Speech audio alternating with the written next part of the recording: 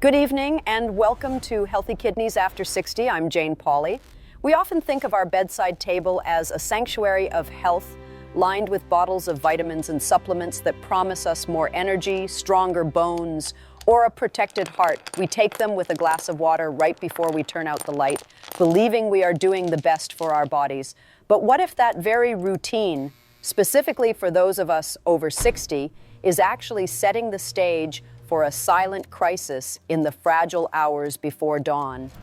Tonight, we are joined by a man who has spent over 2 decades at the intersection of neurosurgery and global medical communication, someone who understands the delicate clockwork of the human brain like few others, Dr. Sanjay Gupta.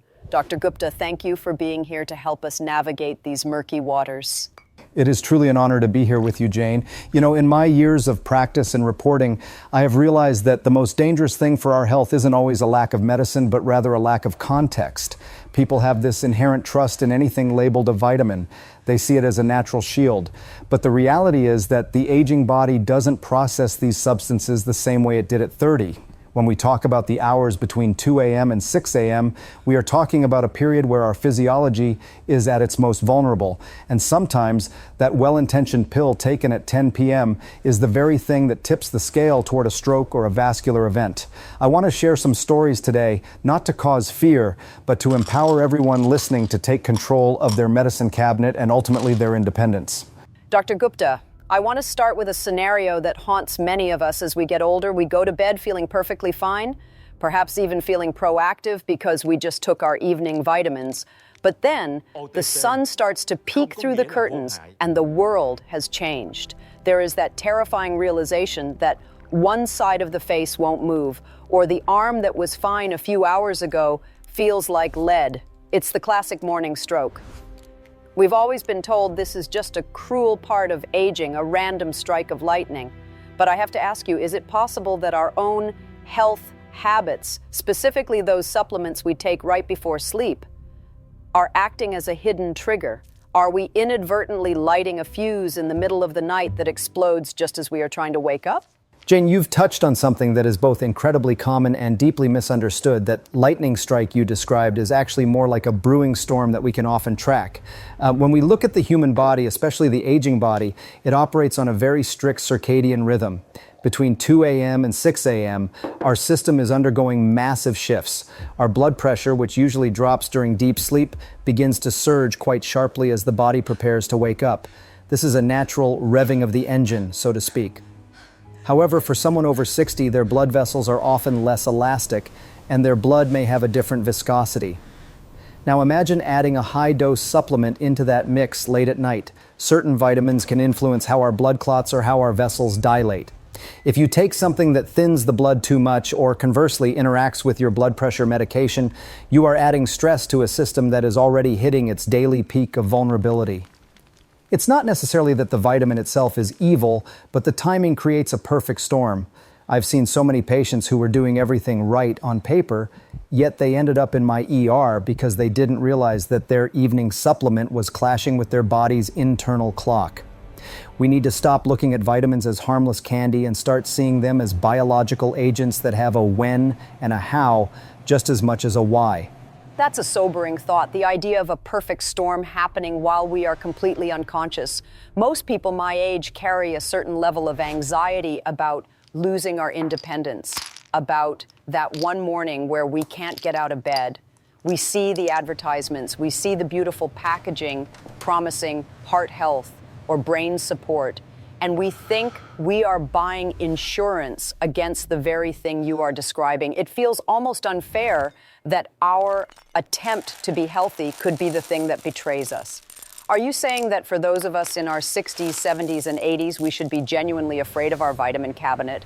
Or is it more about a specific kind of blindness we have toward what those pills actually do once they enter our bloodstream in the dark? It's definitely about the blindness, Jane, not a need for blanket fear. The fear should be reserved for ignorance. You see, the over-the-counter label gives us a false sense of security. People think if they don't need a prescription, it can't hurt them. But the truth is, the aging liver and kidneys are slower at clearing out high doses of certain fat-soluble vitamins. If you take a massive dose of vitamin E or D at night, it's circulating in your system at peak levels during those critical early morning hours when your cardiovascular risk is already naturally higher. Throughout our discussion today, I want to highlight 7 specific groups of vitamins that are common staples for seniors. We're going to look at why they are taken, but more importantly, how they can go wrong. We'll talk about how to check your labels for hidden overlapping ingredients, because many people are accidentally doubling or tripling their doses without knowing it. The goal is to move from a place of taking things just because to a strategy of precision. We want to ensure that your morning is defined by a cup of coffee and a walk, not by a call to 911. We can actually control this. It starts with understanding that your body at 70 is a different machine than it was at 40, and it deserves a more sophisticated level of care. Dr. Gupta, I've noticed a very common habit among my friends and neighbors who are in their 70s. They keep their vitamin bottles right on the nightstand next to their lamp and their reading glasses, as if these pills are a final protective ritual before sleep. One of the most common ones I see is vitamin E. People have been told for decades that it's a powerful antioxidant, a heart protector that keeps the arteries young and supple. But I wonder, for someone who is already taking prescribed medications for blood pressure or to prevent clots, does that little amber capsule of vitamin E become less of a protector and more of a hidden danger when the house goes dark? Is there a point where trying to thin the blood for health crosses a line into a catastrophic medical emergency while we are dreaming? That image of the nightstand is so powerful, Jane, because it represents a place of trust, yet it's often where the most dangerous mistakes happen. I remember a case very clearly that illustrates exactly what you're asking. Robert Miller, a 72-year-old gentleman living at 18 Bayberry Lane in Columbus, Ohio, was a man who took great pride in his health. Robert had been prescribed a regimen of blood thinners and antiplatelet medication by his cardiologist to manage his cardiovascular risks. However, like many people of his generation, he read an article about the wonders of high-dose vitamin E for cleaning out the arteries. He began taking a very high-dose supplement, often over 400 IU, every single night right before bed. He thought he was doubling his protection. One Tuesday morning, Robert's wife woke up to find him struggling to speak, his right arm hanging uselessly at his side. He hadn't suffered a typical blockage-style stroke. He had suffered a hemorrhagic stroke, a bleed in the brain. What Robert didn't realize is that vitamin E in high doses can significantly inhibit platelet aggregation. When you combine that with a medical-grade blood thinner, you aren't just protecting the heart, you are essentially turning the blood into water. In the quiet hours of the night, when his blood pressure began its natural morning surge, his vessels couldn't hold. The very supplement he took to save his life was the catalyst that nearly ended it. It's a tragic irony that we see far too often in neurology. It is terrifying to think that Robert was doing exactly what he thought was right, yet the chemistry inside his body was turning against him because of a simple lack of warning. It makes me wonder about the thousands of other people who are sitting at home right now looking at those same vitamin E bottles. Why is it that we don't see massive warning labels on these supplements at the pharmacy? If the science shows that high doses can lead to internal bleeding or even increase the risk of death in some cases, why are we left to figure this out on our own? It feels like there is a massive gap between what the marketing tells us and what the emergency room doctors like you are actually seeing on the operating table. You are absolutely right, Jane, and that gap is exactly why we are having this conversation. The reality is that supplements are regulated as food, not as drugs, so they don't carry the same stringent black box warnings that a prescription would. But our biology doesn't care about marketing. When Robert Miller arrived at the hospital, we had to work frantically to reverse the thinning of his blood, but the damage from the hemorrhage was already done. Research, including major meta-analyses published in journals like the BMJ, has pointed out that high-dose vitamin E can actually increase the risk of hemorrhagic stroke while only slightly reducing the risk of ischemic stroke. For a senior, that trade-off is often not worth it. My advice to anyone listening is simple but vital. If you are taking aspirin, warfarin, clopidogrel, or any anticoagulant, you must treat vitamin E as a drug, not a vitamin. Don't let that ritual on your nightstand be the reason you lose your ability to walk or talk. We need to be vigilant about the natural things we put in our bodies because in the wrong context, natural can be lethal. Robert survived, but his life was never the same, all because of a pill he thought was his best friend. Dr. Gupta, there's a certain psychological comfort we get from the word vitamin. It sounds essential, wholesome, and inherently safe. I think many seniors have developed a more is better mentality. If one pill is good for my eyes, then two must be better. And if I take them at night, they'll work while I rest. We see these megadose bottles on the shelves, and we assume that if it were dangerous, it wouldn't be allowed for sale. But you're suggesting that for the aging body, this safe supplement can actually become a toxic burden. How do we break this illusion of safety? How do we convince someone who has been taking a handful of vitamins for 20 years that their body has changed the rules of the game? It is one of the hardest conversations I have with my patients, Jane. The illusion of safety is deeply rooted, but we have to look at the hard data. As we age, our metabolism slows down, our liver enzymes change, and our kidneys don't clear substances as efficiently as they once did. What was a safe dose at age 40 can become a toxic accumulation at age 70. There have been significant studies, including those archived in PubMed, that suggest high-dose vitamin supplementation doesn't just result in expensive urine stopping, as some people joke, but can actually increase all-cause mortality. When you take a mega dose before bed, you are flooding a system that is trying to go into a state of repair and rest. You are forcing your organs to process high concentrations of these compounds at a time when your circulation is at its slowest. It's like trying to flush a heavy industrial cleaner through a very old plumbing system in the middle of the night. Something is bound to leak or break. We need to shift our mindset from supplementation as a hobby to supplementation as a medical necessity. That plumbing analogy really hits home. It makes me think about how many of us are overloading the pipes without even knowing it. We take a multivitamin, then a separate one for our joints, then another for our memory, and suddenly we've tripled the dose of something we didn't even realize was in all three bottles. It's a silent accumulation. If the goal for all of us is to stay independent and keep our minds sharp, it seems like we might be doing the exact opposite by being our own unlicensed pharmacists. What is the one thing you want people to look for when they open their cabinets tonight? I want them to look for the hidden overlaps, Jane. I want them to realize that natural does not mean inert. Every substance you swallow has a biological effect. If you are taking a multivitamin and then adding a high-dose vitamin E or vitamin B6 on top of it, you are entering a danger zone.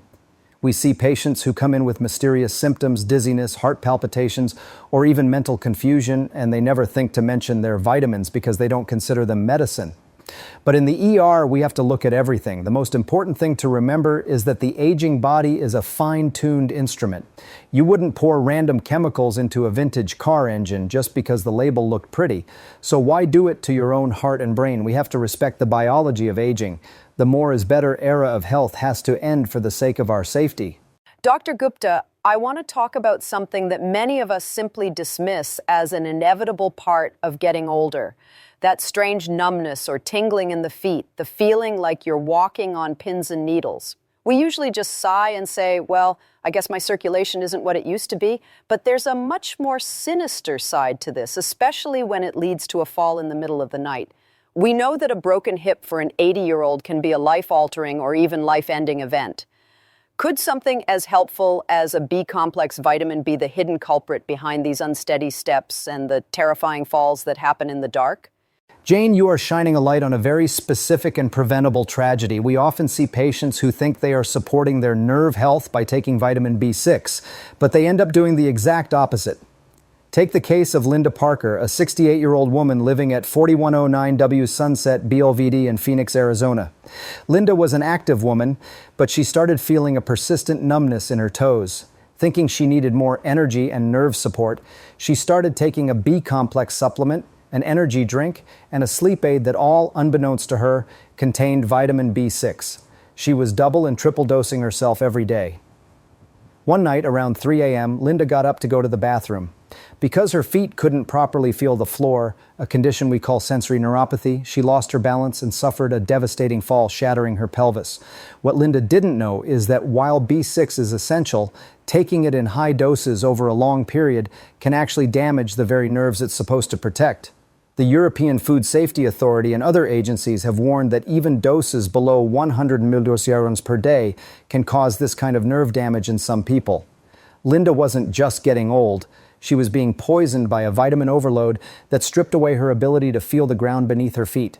That story is heartbreaking because Linda was trying to be proactive about her health, and yet she ended up losing her mobility. It's a cruel paradox. It makes me wonder how many people are sitting in their doctor's offices right now, complaining of tingling or numbness, and being told it's just peripheral neuropathy from age, when it's actually sitting right there in their supplement drawer. If someone is experiencing these symptoms, this pins and needles feeling, what should they do? Should they stop everything immediately, or is the damage already permanent? The first step is to stop the intake and do a complete audit of every single thing you are swallowing. For many people, if they catch it early enough, the neuropathy caused by vitamin B6 can be reversible once the toxic levels subside. But if you keep taking it thinking you're helping yourself, the damage to the sensory nerves can become permanent. Linda Parker's fall led to a long hospital stay where she eventually developed a blood clot, a common and deadly complication of immobility in seniors. This is the chain of events I worry about. It's never just a fall, it's the pneumonia, the clots, and the loss of spirit that follows.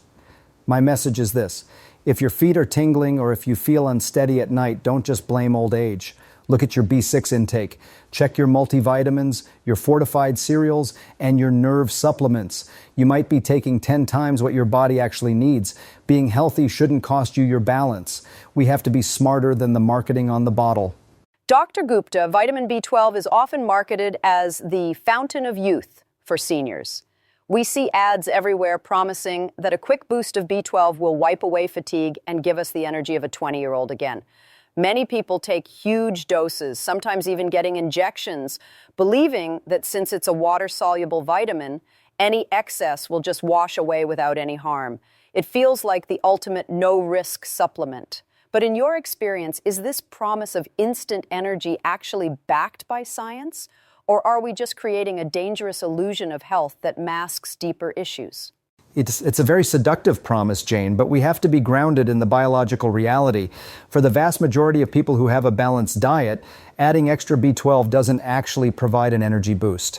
The burst of energy people feel is often a placebo effect. While it's true that B12 is generally safe and has a low risk of toxicity, the NIH Office of Dietary Supplements doesn't even set an upper limit. The real danger lies in the illusion of safety you mentioned. When seniors rely on B12 shots or pills to fix their fatigue, they often stop looking for the real reasons they are tired, such as underlying heart issues, sleep apnea, or even early-stage depression. I've seen patients who were so convinced B12 was their cure that they ignored actual warning signs of a stroke or a failing heart. They think they are refueling their engine, but they are actually just ignoring the check engine light. So it's not that the B12 itself is going to cause a stroke, but rather that our obsession with it causes us to miss the real danger. It's like putting a Band-Aid on a much deeper wound.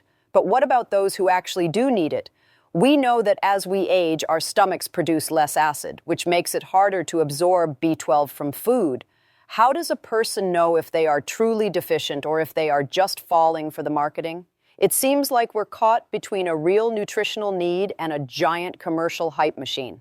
That is the crucial distinction. Deficiency is real, especially for those on metformin for diabetes or those with certain digestive issues. But the answer isn't megadosing on your own. It's a simple blood test. If you are truly deficient, a doctor should manage your dosage. Taking massive amounts of B12 before bed won't give you energy for the next morning. It might just interfere with your sleep patterns or give you a false sense of security. I always tell my patients, don't chase a feeling with a pill. Chase a diagnosis with a doctor. We need to stop treating vitamins like a magic wand that we can wave over our aging bodies. True energy comes from a healthy cardiovascular system and proper sleep, not from a high-dose supplement that you bought at a warehouse club. Let's focus on what's real and leave the miracle marketing behind. Dr. Gupta, there is a specific kind of fear that comes with the sunrise for many older adults. It's that moment of waking up and checking, can I move my toes? Can I squeeze my husband's hand? Is my vision clear? We talk about strokes as these sudden violent events, but you've mentioned that the body often tries to send out scouts or warning signals in the hours before the full attack. For someone lying in bed at 4 a.m., What are those whispers of danger that we too often ignore because we think we're just tired or sleeping funny? How do we know when the perfect storm we discussed earlier is about to break? Those whispers are exactly what we need to listen for, Jane. They are the body's final attempts to warn us before the damage becomes irreversible. I think of Evelyn Johnson, an 83-year-old woman from 2331 Oak Ridge Doctor in Tampa, Florida. Evelyn was a very sharp woman, but she started having these strange, foggy mornings. She would wake up with a dull headache that she dismissed as just needing more coffee. She felt a little confused, maybe a bit off balance when she walked to the kitchen, and her heart would occasionally flutter in a way she hadn't felt before.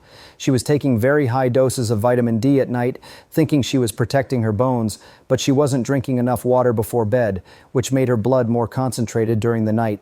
One morning, those foggy feelings didn't clear up. She found herself unable to find the right words to speak, and her left side went numb. Evelyn was experiencing a stroke that had been brewing for hours.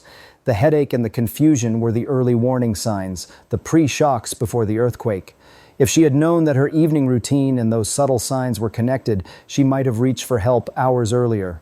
It's so easy to dismiss a morning headache or a little dizziness as just part of being 80. But you're saying those are the very moments when we need to be the most alert. It's almost as if we need a fast check for ourselves every time we wake up in the middle of the night. But for someone like Evelyn, or for anyone listening, what is the immediate action? If you wake up at 5 a.m. and something feels off, is there a window where you can still stop the storm from hitting? Or is the fact that you're feeling it already a sign that the damage is underway? The window is tiny, but it is life-saving. If you wake up and feel a sudden unusual headache, or if you feel a heaviness in an arm, or if your thoughts feel like they are moving through thick mud, do not go back to sleep. This is the biggest mistake people make. They think, I'll just sleep it off and see how I feel in a few hours. By then, it's often too late. For Evelyn, waiting until her morning tea meant she missed the critical window for clot-busting medications. We need to remember the FAST acronym: face drooping, arm weakness, speech difficulty, time to call 911. But for seniors, I add an E for eyes and a B for balance, be fast. And specifically regarding our topic today, we have to look at our nighttime triggers. Are you dehydrated? Did you take a high-dose supplement that might be thinning your blood or interacting with your heart meds? We have to be our own first responders. Don't let a quiet warning turn into a permanent silence. Evelyn's story is a reminder that the early morning is a high-stakes time for the brain, and we have to treat every strange feeling with the utmost seriousness. Dr. Gupta, vitamin D and vitamin C are probably the two most common things people reach for the moment they feel a cold coming on or when they worry about their bones. We've been told for years that we are all D deficient and that we need to take mega doses to stay healthy. I see people taking 5,000 or even 10,000 units every night. And then there are the vitamin C fizzy drinks that people gulp down before bed. It seems so innocent. But you're raising a flag here about how these innocent vitamins can actually thicken the blood or cause stress on the kidneys during the night. Are we accidentally creating a clotting risk in our pursuit of strong bones and a good immune system? It's a classic case of a good thing being taken to a dangerous extreme, Jane. Vitamin D is essential, but it is a fat-soluble hormone, not just a simple vitamin. When you take massive doses like 10,000 IU daily without a doctor's supervision, you can cause a buildup of calcium in your blood, hypercalcemia. This can lead to heart arrhythmias and even contribute to the calcification of your arteries. Now combine that with the fact that many seniors naturally drink less water in the evening to avoid bathroom trips. This leads to mild dehydration, making the blood more viscous or thicker. If your blood is already prone to clotting and you've added the stress of high-dose vitamin D and dehydration, you are significantly increasing your risk of a vascular event in those early morning hours. And vitamin C isn't entirely harmless either. At very high doses, it can increase oxalate in the urine, raising the risk of kidney stones, which is the last thing an aging body needs to deal with in the middle of the night. It sounds like we are creating a desert inside our bodies at night, thick blood, high mineral levels, and not enough water to keep things moving. It's a terrifying thought that our health routine is actually making our blood more like sludge just when our heart needs it to be smooth.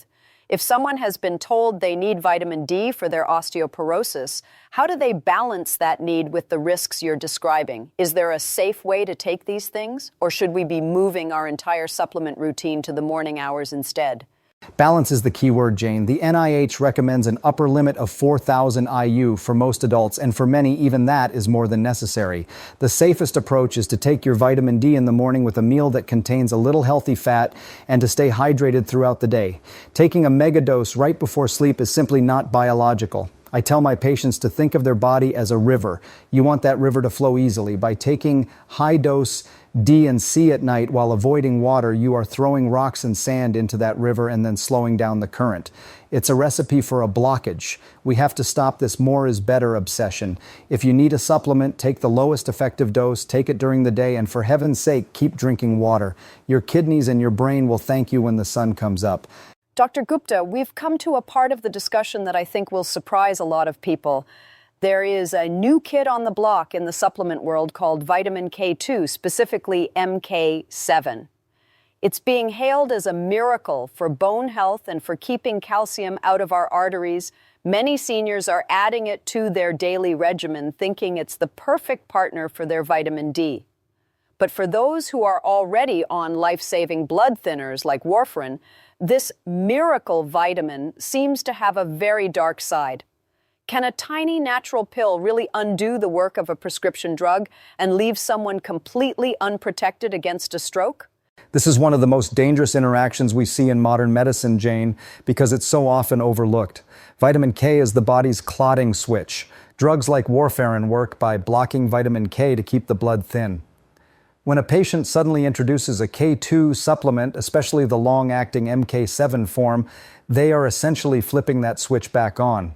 I think of Thomas Nguyen, a 76-year-old man from 9057 Magnolia Ave in Garden Grove, California. Thomas was on a stable dose of warfarin for his atrial fibrillation. He heard about K2 being good for the bones and started taking a daily MK7 supplement. Within 2 weeks, his INR, the measure of how thin his blood is, plummeted. His blood was no longer protected. He was at a massive risk for a clot, even though he was taking his blood thinner every day. He didn't realize that K2 was actively fighting against his medication. For someone like Thomas, that one healthy decision could have led to a massive embolic stroke. That is a terrifying tug of war happening inside the body. Thomas thinks he's being protected by his doctor's prescription, but his own supplement is secretly sabotaging the treatment. It makes me wonder how many people are being told their blood isn't responding to medication, and the doctor just keeps increasing the dose of the blood thinner, not knowing that a vitamin K2 pill is the culprit. It seems like a recipe for a medical disaster. Is the message here that anyone on blood thinners should stay far away from vitamin K, or is it about consistency?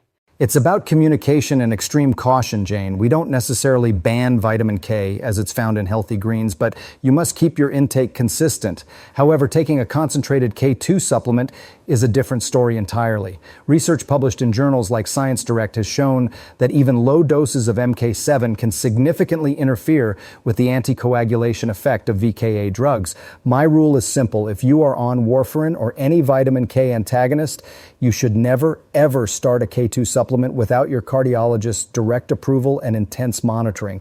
It's not just a vitamin overlap, it's a direct neutralization of a life-saving drug. Thomas was lucky we caught his low INR during a routine check before a clot could form. But many others aren't so lucky. A single bone health pill isn't worth a stroke that leaves you paralyzed.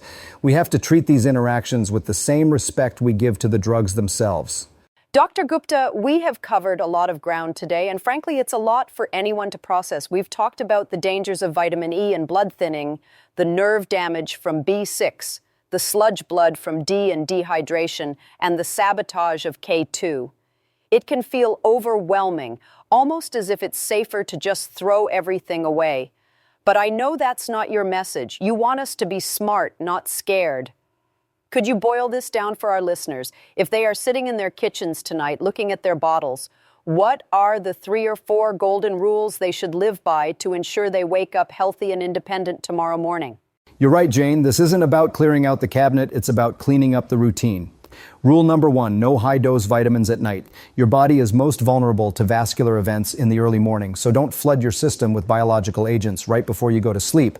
Take them in the morning when your metabolism is active and you're drinking water. Rule number 2, the rule of overlap. Every 3 months, lay out every single bottle you take, prescriptions, multivitamins, energy drinks, and sleep aids. Check the labels for vitamin E, B6, and D. If you see the same ingredient in 3 different bottles, you are likely overdosing. Rule number 3, communication. If you are on heart medication or blood thinners, your doctor must know about every natural pill you take. Never assume a vitamin is too small to matter. And rule number 4, hydration. Especially for my friends over 60, please drink enough water during the day so that your blood stays fluid, even if it means 1 extra trip to the bathroom at night. It is a small price to pay for a healthy brain. Cleaning up the routine. I love that. It makes it feel manageable. It's about being a conscious consumer of our own health. But I have to ask the question that I know many are thinking, Jane, I've been taking these for years and I feel fine. Why change now? Is it that the risk increases with every year we age, or is it that we've just been lucky so far? How do you convince someone that their luck might be running out if they don't make these changes tonight? It's a bit of both, Jane. As we age, our physiological reserve, the body's ability to bounce back from stress, diminishes. What your body could handle at 65 might be the very thing that breaks it at 75. We don't want to wait for the unlucky day to make a change. Prevention is a quiet victory. You'll never know if the stroke you didn't have was because you moved your vitamin E to the morning or because you lowered your dose of B6. But that's the goal, to live a life where nothing happens. We want your health story to be long, boring, and full of independent mornings. You don't need a mega dose of luck when you have a solid foundation of knowledge. Be the CEO of your own body. Take the right things at the right time for the right reasons. That is the true path to staying young.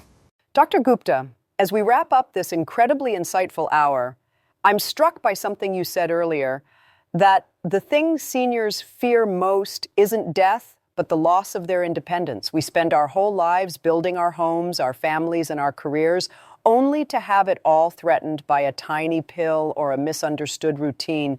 It's a reminder that health isn't just about living longer, it's about living better, with our dignity and our autonomy intact.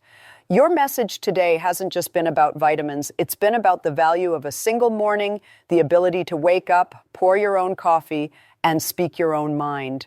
That is exactly it, Jane. Every patient I've ever treated for a stroke would give everything they own just to go back to the night before and change one small thing. They would throw that bottle of vitamin E away, they would drink that extra glass of water, they would listen to that whisper of a headache. My hope today is that our listeners don't have to experience that regret. We are living in an era where we can live longer than any generation in history, but we have to be wise about how we do it. The early morning hours are a sacred time for the body to reset. Let's protect that time. Let's not clutter it with unnecessary risks. You've worked hard for your independence. Don't let a health fad take it away from you.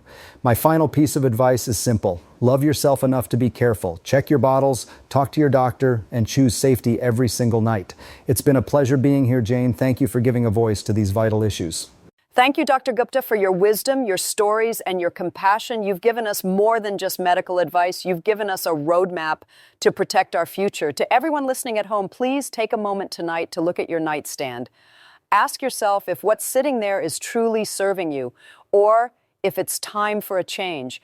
Your independence is your most precious asset. Let's guard it together. If you found this conversation helpful, please subscribe to Healthy Kidneys After 60 for more deep dives into the health issues that matter most as we age.